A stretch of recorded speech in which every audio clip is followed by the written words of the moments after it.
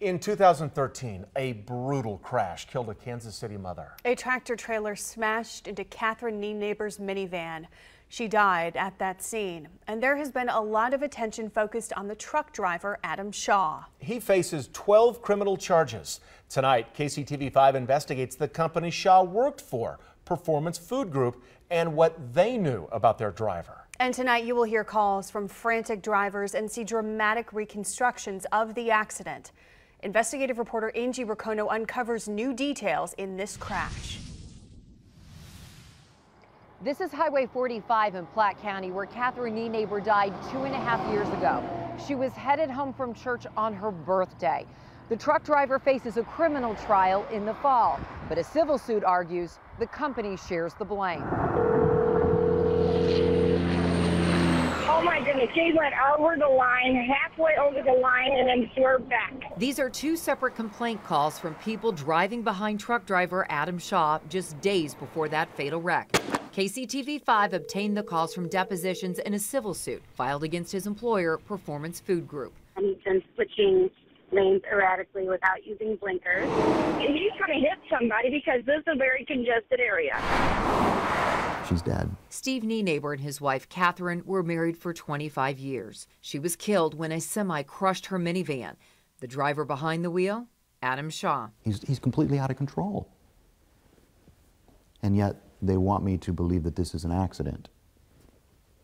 It wasn't. Prosecutors have filed 12 criminal charges, including manslaughter, alleging Shaw was speeding and crossing the center line. Based on crash reports, investigators for the family's attorney reconstructed what happened with computer animation. Here are multiple angles. It shows the tractor trailer speeding and driving on the wrong side of the road. It sideswipes a pickup truck before colliding head-on with the minivan. Catherine Neighbor's vehicle is crushed. It flips over and over. She died at the scene. When they crashed, Mom turned to the right so that the semi would hit her, not me. 10-year-old Gerard was in the van with his mom. It did hit her. He was 7 at the time of the crash. He was rushed to the hospital. Scary. Really scary. A police report shows Adam Shaw blew a .116 on a breathalyzer. That's nearly 3 times the limit for a commercial truck driver, which is .04. A deputy reported an odor of alcohol from Shaw's breath, and a bottle of alcohol was found beneath the semi-truck. I kind of lost it. I mean, I didn't know what to think. Adam Shaw worked for Performance Food Group, or PFG, for less than 3 months at the time of the accident. KCTV5 spent hours digging through depositions in the civil case. More than half of Shaw's shifts involved violations of the Federal Motor Carrier Regulation Act. Most are for failing to either conduct or log pre-trip inspections. Shaw was also reprimanded for texting while driving. And here's what happened the month of the crash. On October 11th, an employee notified management Shaw purchased alcohol on a route.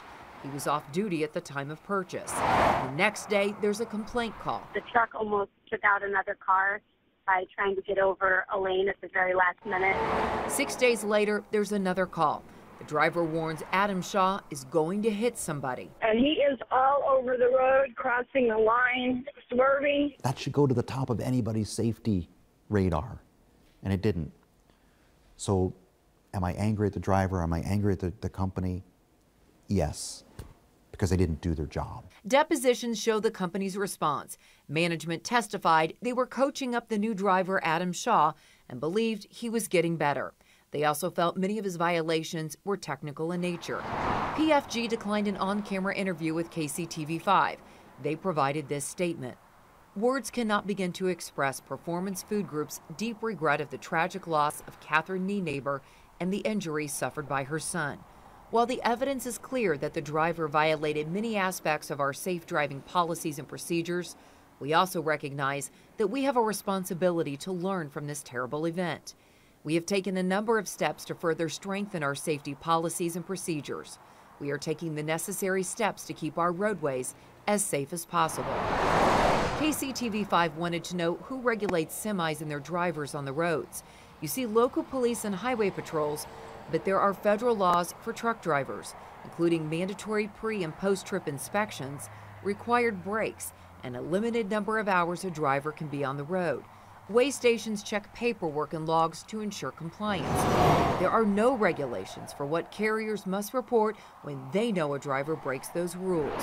According to the Federal Motor Vehicle Safety Administration, about 411,000 large trucks crash every year in the United States. 88,000 people are injured, and more than 3,700 people are killed. Any one of us could be involved in this kind of crash. Court records show the civil case between the knee neighbors and Performance Food Group settled out of court. All parties declined to comment on the terms. The focus now shifts to the upcoming criminal trial.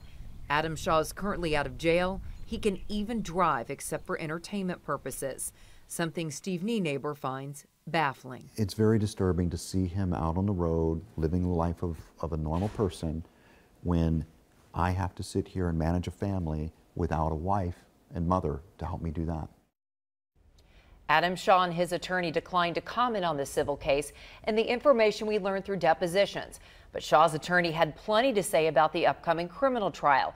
Travis Noble promises to challenge the breathalyzer taken at the station. Noble also says this case is more complicated than what has been portrayed in the media. He tells me there was a portable breathalyzer taken at the scene and his client blew a .00. The trial date is set for October.